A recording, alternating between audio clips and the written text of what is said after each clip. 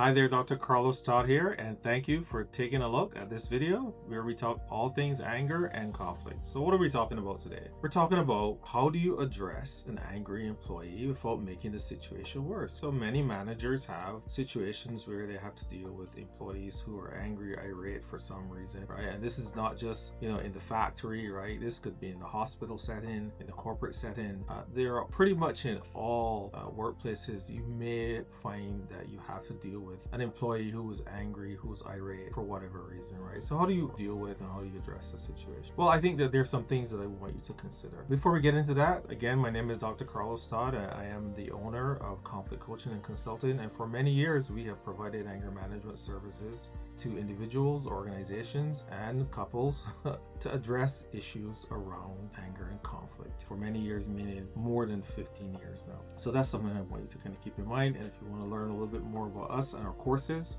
please click the link below. All right, how do you address an angry employee? Well, one of the things that you don't want to do is to match your energy, right? You notice that if you have an employee who is irate for some reason, you don't come in and you snarl and that kind of stuff. Why are you behaving like this? If their tone is high, you want to keep your tone low. I mean, that's kind of one of the first things to consider. Do not match your energy. The second thing to consider is giving them space to address this issue, right? Space, physical space. They're standing over there. You want to stay a little bit behind and a little bit back so that you can have a conversation with them, but you're not getting into their physical space. The other issue of space is actually, there may be an encounter.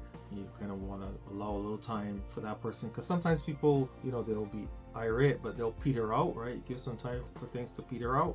And then you may want to approach them, hey, let's go in my office and let's talk about this, right? So that's another possibility. Kind of give a little bit of time and space before you actually confront or address the issue. You don't want to address this issue in the hallway where everybody can see. It can kind of create another layer of challenges in this situation. You want to also focus on the behavior, not the person. Why are you so this or that? That's focusing on the person. As opposed to, I noticed that your response in this situation was angry, or your response in this situation, it was annoyed. That's typically not like you.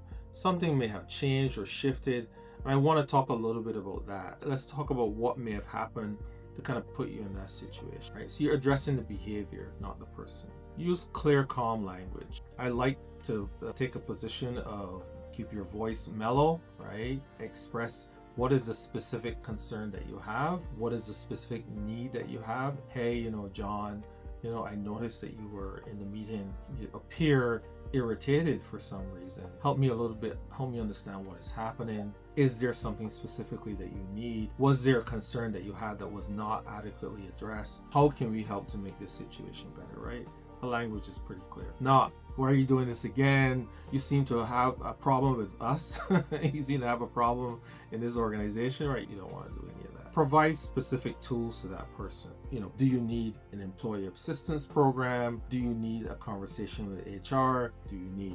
Every company is going to have different resources. So you want to provide tools, right? Or you ask, hey, is there anything based on what you know about what the company can provide? Is there anything that you think that we can do to help? So in that setting or in that situation, you're creating a space where the employee, has some autonomy and some power to make changes and shift the way how they respond or how they behave in specific situations with tools that are provided by the organization, thereby feeling somewhat supported and thereby helping to kind of reduce these episodes or incidences of anger. So one of the other things that you can do is provide them, which just happens quite a bit, with an anger management class, right? Or anger management resource, a conflict resolution program. You want to click the link below. We provide a course specifically for employees. We also provide specific courses for physicians, for nurses, and police officers to help them address issues around anger in the workplace, especially in these workplaces that are highly stressed environments. And one of the key reasons to provide a course is because you don't necessarily want to lose good employees. You want to be in a situation where you can keep that employee, but teach them the skills necessary to improve and be able to move on and provide the organization with a level of productivity, and that person is able to maintain their job. So thanks again for listening to another episode on anger and conflict, and we'll talk soon in the next video.